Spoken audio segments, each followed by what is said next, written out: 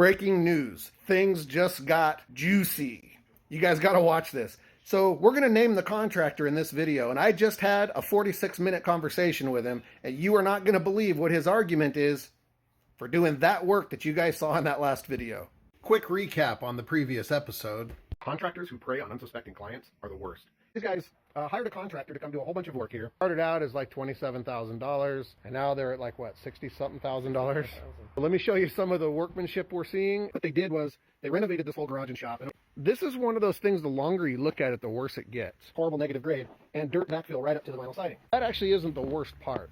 They put this metal flashing, this softening across here. Over here, it's like 4 inches, and it kind of goes down to about 2 inches. And so they just kind of crammed a second J channel in there. You'll see it right there. The exterior here, they framed right to the ground. So there's actually wood and OSB touching the ground here, where they shoved the siding right into the soil. That's not straight at all. And those electronic eye sensors are almost 11 inches off the ground, which is a safety hazard. What I'm seeing up here, right in that valley, is I'm seeing a partially woven valley. They didn't put proper boot flashings on the roof. They just threw shingles around it and gooped it up with some sealant. Roofing was just kind of laying on top of the cap flashing, and they just spray painted it with some white spray paint. Let me show you the flashing they put in here. How's that look to you? The solution was to put one biomaterial scabbed to the side of the joist. I don't know, it looks like 60 grand's worth of workmanship to me. What do you guys think? All right, so let's set the proper context here. The company name that we're talking about today is JSK Home Improvement. I think they're based out of Vestal or Binghamton, New York. And the owner of that company is a guy named Jeremy Sager. I think I'm pronouncing that right. Now, Jeremy, right here on LinkedIn, he says that we at JKS pride ourselves on customer service. It's literally the first thing that he put here.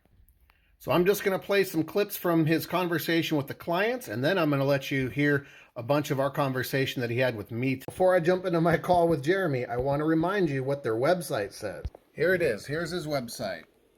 Our customers are always our priority. We are very timely with our work and never lose attention to detail. So this just might be a good time to remind everyone that false advertisement can also be a form of fraud. Hello. Hi, is this Jeremy? This is he. Hey, Jeremy, this is Preston Kincaid returning your call. Yeah, how you doing? Doing all right. My daughter said you called and had a question about a report. Yeah, I mean, I got some kind of report from Brandon, and to be honest with you, I don't usually go through 30, 40 page reports. Was there anything on there? So I was just trying to pick your brain. So you see right here, he told his client he read the report, and that I don't know my ass from a hole in the ground, but he's telling me I'm way too good. I don't have the time to be reading 30 or 40 pages of a report, even though my reports have a summary. So, obviously he doesn't feel like he got good workmanship. My professional opinion is I agree with that. And I went through quite a few things. And so, yeah, I read through a lot of them. It said that, like, counter flashing shouldn't be exposed. I mean, every seminar, I mean, we're platinum certified. I sent it over to our Owens Corning rep. They thought it was absurd, some of the things that were on there. But so that's why I said, well, let me just call and make sure I'm not reading something that's wrong. But you're not. Your experience is that when you see flashing, it's supposed to be covered. And you're talking about the counter flashing. I believe that was specific to the chimney, and I believe that was also in reference to the boot flashing, the roof penetrations that were, It was talking, you had a picture on the rubber roof. There was one corner that appeared to have some sealant and some spray paint on it. Recommended further evaluation because of poor workmanship. Yeah. So, are you familiar with us at all or no? So we're not just platinum certified by Owens Corning. 2% of roofers in the world are platinum. We're Grandmaster Elite by GAF, another top shingle manufacturer. I mean, all of our guys are factory trained exactly to the specs of the manufacturer. Every roof that is done that has a platinum warranty, the manufacturer inspects the roof as well. Mm-hmm. I have the report from them. They've also, I mean, we're talking billions of dollar companies, Owens Corning, GAF, the two biggest in the world. Yep. Both certified that the roof was to their liking and it has a full warranty. Okay, now he may very well be telling the truth about that. Owens Corning may say those woven valleys are fine. They may still warranty it. For all I know, that's possible. So I will concede that point. However, Owens Corning, if that's who the shingle manufacturer was, only cares about the shingles. They don't care about the boot flashings. They don't care about counter flashing on the chimney. They don't care about the quality or the condition of the rubber boots. So he's kind of skirting around a thing that I said, and he's kind of, talking about the shingles themselves.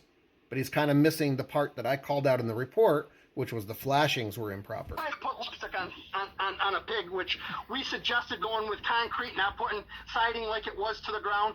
We understand all that thing, but we have to understand that some people are working within a budget. So my second thing is going to be anybody with your certifications, with your experience, should know that the apron section of flashings are supposed to be on top of the shingles, not underneath, and that sealant is a temporary measure, not a permanent measure, that is now going to require periodic inspection and reapplication of the sealant, which means he's going to have to crawl on his roof every 1 to 2 years.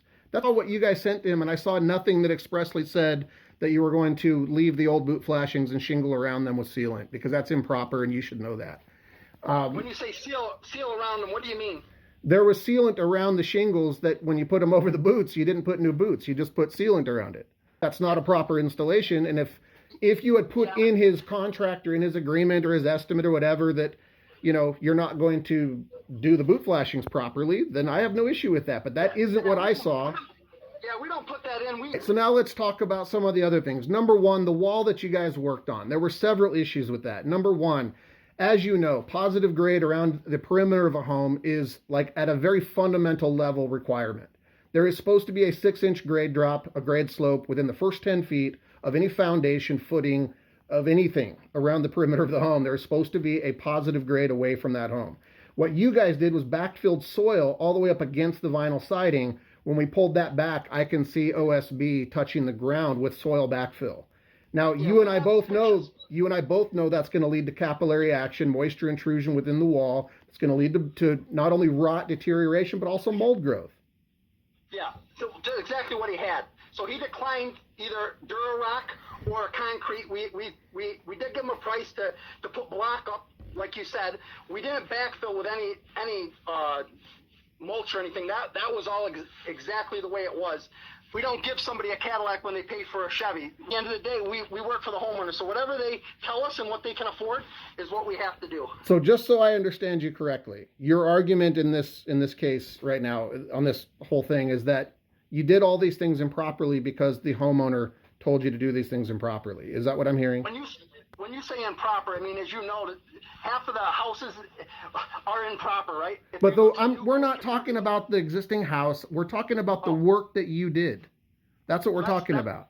Yeah, well, that's what we're talking about. That's what I'm saying. So, right. Yeah, a lot of times you put things back to what they were, not knowing that it's not as best that it can be, but people can't afford, right? And I just want to make sure I'm clear. It's your position that it's okay to do improper or shoddy work as long as the client tells you to do it. When you say shoddy work, I mean, I sold 3 jobs on that street, so... I'm talking about this job. I don't care about the other jobs. I was hired... I don't think any of the work was shoddy, so we're talking 2 different things. All right, I'm not a nobody inspector. I'm somebody with a prominent following. I did not name you in the video that we did, but I promise you when you go look at 76,000 views on your video of your shoddy work and you go through the comments, I am not the only person saying that is shoddy work. I did close-up videos of this stuff. We're talking about window flashing that wasn't even seated. It wasn't even sealed. I can pull it. I literally held my camera up and I can see bare framing. All right. So if the argument is that you did poor work because you were told to, all I'm going to say is that's not a good position for a contractor to say, That's not what I said. I merely said I didn't see any of that. I was asking, I asked him the same thing. Is there any problems right now? Are you seeing any leaking, or are you seeing anything that's causing problems? What I would suggest you do... If it's just to bust my balls in a toenail, somebody's got 5 million views, I don't want to listen to that. Listen, there's a reason that I didn't name your company in the original video. I am all about being fair. I'm all about, somebody arguing both sides of a story. But here's the thing. If you're gonna try to tell me that my observations are not correct and that somehow you're gonna question my qualifications, this is where I'm gonna dig my feet in and say there is a right and wrong way to do things, and there is something called best practice. There are things you can get away with doing that you're not supposed to do. That a lot of AHJs, some jurisdictions don't require certain things. Ground to wood contact is often allowed as long as you're using pressure treated or treated lumber. I get all of this stuff. Okay, but when I go out there and I see OSB on the exterior under the J channel, under the starter strip, and I see it touching the ground, there is not a jurisdiction in this country that is going to sign off as that being okay. That is improper. That is the wrong way to do it. So you've never heard of Advantex being used against the ground, wood that can't rot? Well, Advantex can rot, and yes, I have heard of that, and this is why I recommended an invasive inspection. You know, some customers are unpleasable, some you're just not going to please.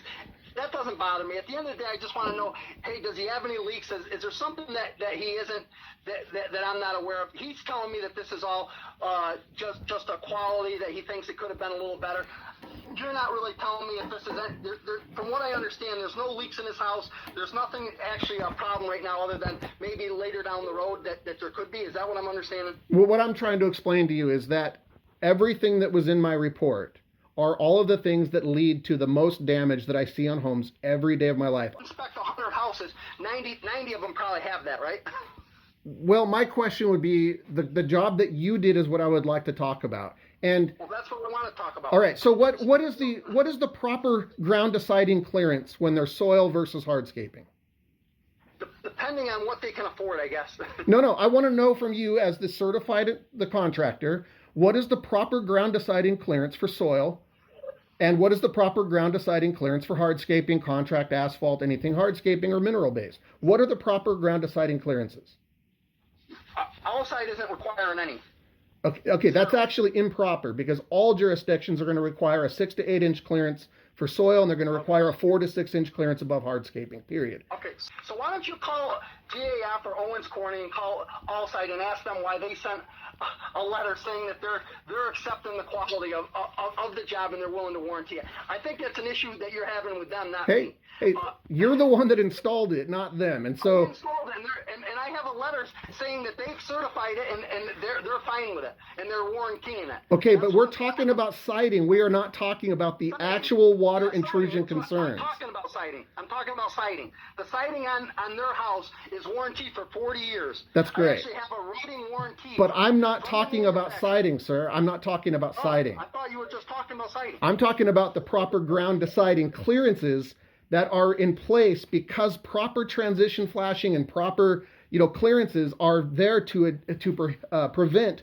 water intrusion from reaching framing members, from reaching sheathing, from intruding on the garage. So these are things that you absolutely should know as being best practice, and there should never be a day in your life that you're going to actually install the siding and the sheathing the way you did at this garage. And I'm telling you right now, that wall isn't even plumb.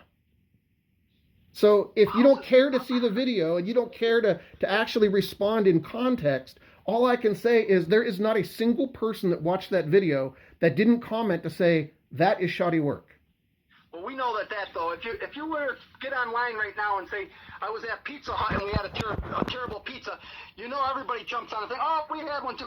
We know how that works. Everybody knows how social media works with videos. No, that's not how my social media goes. I just know how people are, and you'll see on there, you'll be baffled at all the people that badmouth your company and they don't even know you, sir. Well, then you obviously haven't watched my social media, because if you don't know... I just told you, I haven't watched it. Right. Okay, so believe me, I get it. I totally get it. And there is a reason that I didn't name your company in the first video. That was out of courtesy, respect, and journalistic integrity. But at this point, this is your opportunity to respond. This is your opportunity to put on record to say, I don't respond. We have 26 offices worldwide. I mean, I'm sure that at the end of the day, listen, I don't want to swing dicks here. It's not even something, like I told you, I didn't threaten you with, I have so many followers, I'm going to put you on. Because I don't play them kind of games. The throw mud, at each other, you both get dirty, right? So listen, I'm not throwing mud. I'm not throwing mud. I have not slandered you. I have given you every opportunity to argue your side of this story. And so far, all I've heard are the things that are definitely, absolutely, unequivocally, by code, improper. Your argument is that you did it that way because the client told you to do it that way. And my job is to go out and tell the client, this isn't right. I have no dog in this fight. My argument is that if I were to pay $65,000 for work, that isn't the workmanship that I would be happy with. And let me tell you this, there is no requirement that an auto body shop can't have pet hair and dust in the paint when they give it to you. And they could argue that it's perfectly fine and it's going to last 50 years because, you know, there's dust and pet hair in this paint job. At the end of the day, if the customer's going, yeah, but this isn't the right way to do a paint job, it shouldn't have dust and pet hair in it, right? That's what we're talking about. We are talking about poor workmanship, and you have every opportunity to step up and say, okay, we're going to go out and make this right. We're going to do this work. You know, we're going to spend the $20 on a boot flashing and flash it properly. Like, you know, whatever else. There is an opportunity for you to do this right. And what I'm hearing from you is you're digging in your heels to say shoddy workmanship is okay, and I'm going to argue that it isn't shoddy. No, when I'm digging my heels is that he specifically said he didn't want the boots changed, and he signed what job he wanted, and now you're saying I should do it for free? Yeah, I kind of dig my heels, and he had the opportunity to get what you suggest he should have got, but he didn't want. So what am I saying? I'm merely saying that, yeah, I agree that you're better off having new flashings. You think that I don't like to have? I have new flashings on my house. Would I ever not change a boot flashing? No, but some people do want to save $50, right? So at the end of the day, I can't tell people why they should go against you know what they're feeling and spend the extra $50. It's their money. It's not mine. All right. But the client, when he messaged me today, you know, his message was, well, you're not going to make it right. The contractor called me. He's not going to make it right. He's basically saying that home inspectors are idiots and they have 12-hour degrees, and that everything is. You admitted that. A lot of them are all like quacks. I did not admit that. I did not say that. And if your argument is that everything is perfectly fine, $65,000 is justified for the work you delivered, if that's your premise, that's fine. We will run with that. Yeah, that's definitely our premise. Great. Are you telling me that how much should this job should have cost? Putting concrete in and like the job should have cost $65,000, but the workmanship delivered should have been professional, impeccable workmanship. So on his contract where he says that we're not, so you're saying we should put concrete on his garage to lift up it so the water isn't on there, even though he declined that contract. You're saying we should have did it anyway for free for the $60,000. Listen, all I'm saying is it should have been done right. And if you were quoting $65,000, I mean, all of our phone calls are recorded like yours. I'm sure you just said that for $65,000 it should have been done like that. It should have been done properly, is what I'm saying. Yeah, nobody should be able to pay you to do a job improperly.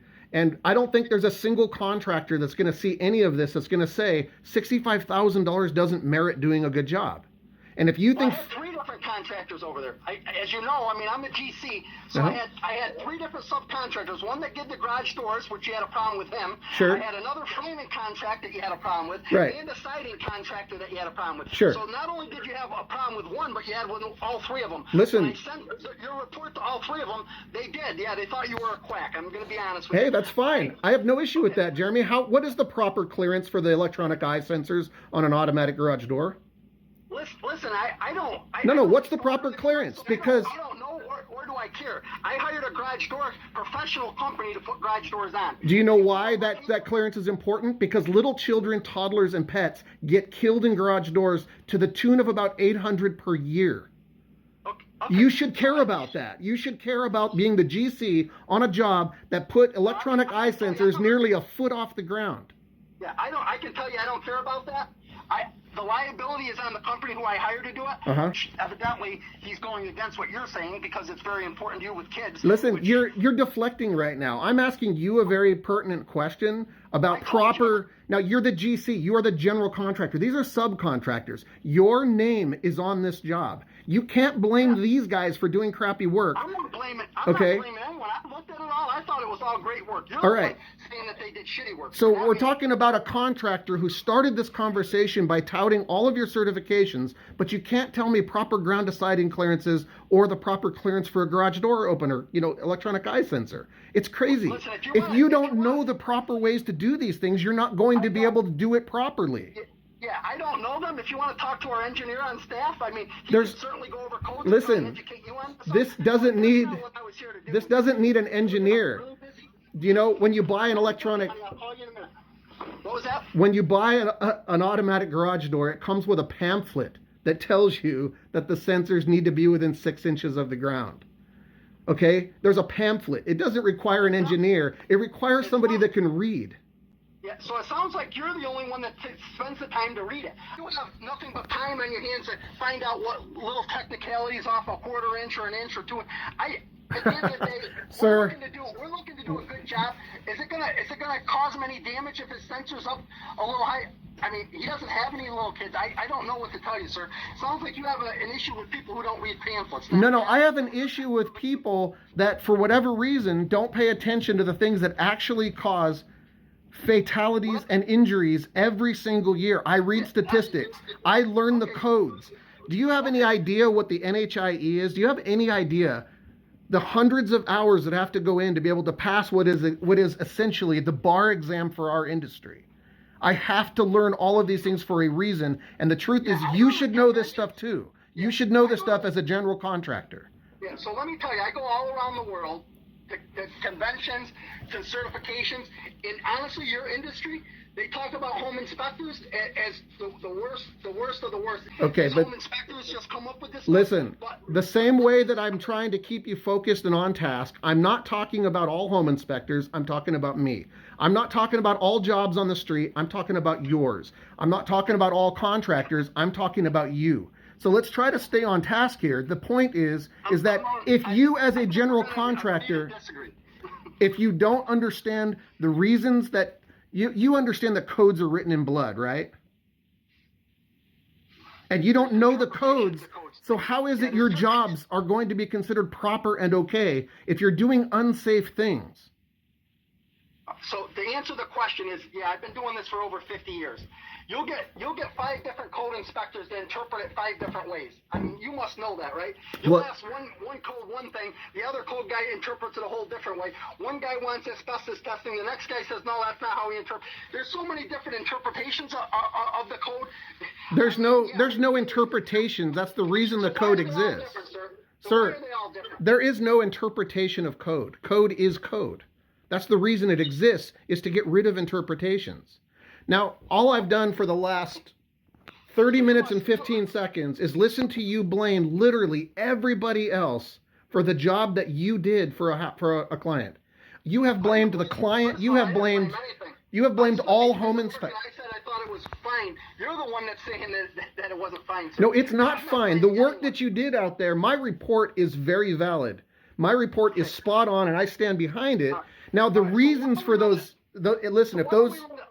Why don't we let a judge decide that then, I guess? Listen, the final thing I will say is I think you should do it right by the client. As a business owner, for somebody that's out in the public eye now, you should go and make that job right. Because there's nobody that's going to see this that's going to think that is $65,000 workmanship. So you think, let me just ask you one last question before that. So Sure. You think when I ask any of the public here, we have 2 contracts. He declined this one where it said new flashings, new this, and he wanted this one. You think a contractor or anybody in the public is going to say, yeah, you should go back and do that for free, sir? I don't think any contractor that has a reputation that he cares about would give an estimate, listen, I'm trying to answer your question. I don't think that a reputable contractor that cares about his reputation would even submit an estimate to do a job improperly. Okay, so that's where we have to, it's kind of like buying a car, sir. You can buy one and then some people want gap insurance, some people want the extra insurances.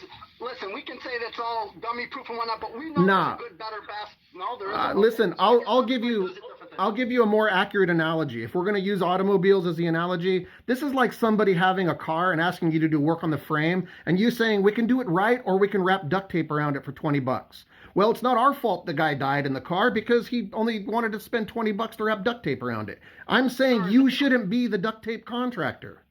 Yeah, sir, is there anybody going to die because this house was cited? I think that it could cause health issues for people that have mold sensitivities once there's moisture intrusion in the walls. And yes, I think that the garage doors are a safety concern. And if we pull that OSB off on the interior and find out those garage doors are not framed with proper headers or beams, I'm going to say that is a structural safety concern because yes, snow load can become a huge concern. We're done doing work at the house, sir. I can tell you at this point, it sounds like you're saying that even though he didn't pay for these things that he opted out of, that we should do them anyway. No, I'm saying that you shouldn't. If you're going to do work, you should do it right. And if you think that whatever you charge for that roof, let's be honest. What do boot flashings cost? What do they cost? Yes. us? Yeah, what does a boot flashing cost? Probably 10, 15 bucks. Right. 20 bucks tops is what I told him. So if your argument is that for whatever you charged him for that roof, 12 grand, 25 grand, I don't really care what the number is. If you're comfortable doing work and not spending the extra $30 to do it right. It's not $30 because now you have to do the labor on top of it, sir. Okay, so let's be generous here. Let's say it took your guys a whole hour, which you know that's BS. Those flashings install in about 5 minutes. Why don't we just talk reality? I told him it was about a $50 difference if you wanted to change the flashings, which I think that you would agree it's a cheap price. Yes, I do. So here we are, we're going in circles. If he wants to change his mind now and he'd like them changed, we would still opt, even though he opted out of it, we will still change them for $50 each. We do not agree that after he said he didn't want to pay $50, that now he wants them for free. Well, I'll tell you, he did not tell me that you had a discussion where you said we're going to do it wrong unless you want to spend an extra $50, because that is literally what we're saying here. Yeah, I'm not saying they're wrong. You keep on saying it's wrong. Oh, it's definitely wrong. It's better to change them? No, it's definitely wrong. It's not wrong, sir. I'm sorry, but flashing on around the boot flashings completely is wrong. There's not a single roof contractor that would agree with you on this. Okay, that's not true, sir. I'll bring 5 of them into court to tell you. Fine. I mean, people use old flashings all the time. Is it better to use new? Well, it's always better to listen, use new. I'm not disputing that, but we are all going to go right back to the code that shows the bottom third of the apron section of that boot should be on top of the shingles. Period. That's not even up for debate. There's no code that I've ever ran into where they said anything about a okay, flashing. but you're also the guy that doesn't know that the electronic eye sensors are supposed to be within 6 inches of the ground and don't know what proper ground to sighting clearance is. So at the end of the day, I can only tell you we offer a service, and people either want it or they want a different. And listen, it's the right way. And if they can't pay, they just lose the job. And listen, this is the way you do it. And if you don't want to do it like that, use somebody else. Well, we don't have that. If you're comfortable doing. If you're comfortable doing budget work with shoddy results, then all I could say is... As you can see, that's what we're in business is to make as much as we can and doing as much work the right way as we can. I'm going to argue that your defense changed in this conversation, because it started off with, and if I believe what's in those recordings, I'm going to listen to after this call. But from what I'm understanding, he was told home inspectors are idiots, you shouldn't listen to them, that everything we did is great. But now you're saying, okay, yes, we had to cut a lot of corners and do things, at a lower price because the client didn't want to spend extra money. I think that there's a court of public opinion that's going to look at a $65,000 price tag and say there was definitely $50 left in that to put boot flashings on and to do the siding properly and to frame it. Talking about boot flash, a lot of it. You didn't talk about just pipe boots. You went to rubber roof, the flashing, yes, the framing, the garage doors. I don't think there was a part you left off. Well, hey, listen, that's my job, is to be a thorough home inspector. Okay, and yes. If you call it thorough, I mean, some people would say, nitpicking, but listen, I can write reports. I just don't have the time. So if you hired me to go inspect a house that you were buying, you would just want me to. I would never hire a home inspector to do a report. But I'm asking you would want me to just overlook all that stuff and not tell you. Is that what your argument is? No. First of all, the reason why I don't use home inspectors is just for this reason. Is really they talk about things that they don't really know about. And if you really want something professional, you actually get someone with a 6-year engineering degree, and they'll tell you everything. All right. So listen, here we go. I will put this challenge out there. Okay, I will put this challenge on there right now. You can pick any house you want to in this region, and I will go there, and we will do this live on TikTok. And we will inspect that house, you and I both, and we will release that report publicly, and we will let the public decide who the superior person, the person who knew the most, we'll let them decide on this. Are you willing to take that challenge? Sir, so if your argument is that I'm an idiot and I'm not qualified, I'm challenging you openly right now to an inspection. Yeah, it sounds like you want to be TikTok famous. No, but what you just said was you can do these inspections and these reports. You just said that. I just told you if I wanted to buy a house, I would not call a home inspector. I would use my engineer. Your exact words verbatim were, I can do these inspections and I can write those reports, but I don't have time to do it. Yeah, if you want to see it, I'll put it on mine today, my social media, just to help you out. Hey, if you're buying a house, who do you think knows more? A certified. No, I'm talking about you and me. I'm talking right now. Listen, the challenge is out there. You're diverting, sir. You don't want to take the real challenge. Listen, if your knowledge is superior to mine, then let's go inspect a house together and we'll do it live. I'm not a home inspector. I'm not a home inspector. I'm a GC, sir. Okay, but your argument is that you are superior and you know more than us.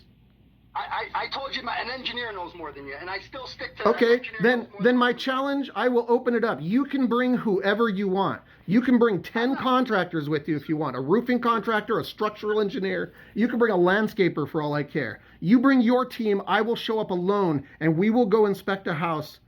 Okay? That is an open challenge to you. Sir, I've heard enough, man. Listen, you can take it. If you're going to make claims like that, I'm going to call you out on it. You can do your TikTok videos and write your 50-page reports.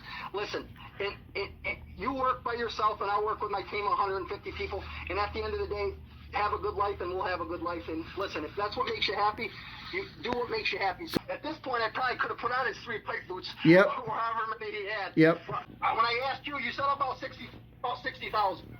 Well, I said $65,000, and the work should have been good workmanship. That's what I said. So, and that's with because it's not my job to question your pricing. It's only my job to evaluate your workmanship. Your argument is you did poor workmanship because you were told by the client that he didn't want to pay extra money to do it right. That's your argument, and that's ridiculous. That's a ridiculous argument. Dude, we're going to go find out what the general public and what other contractors think.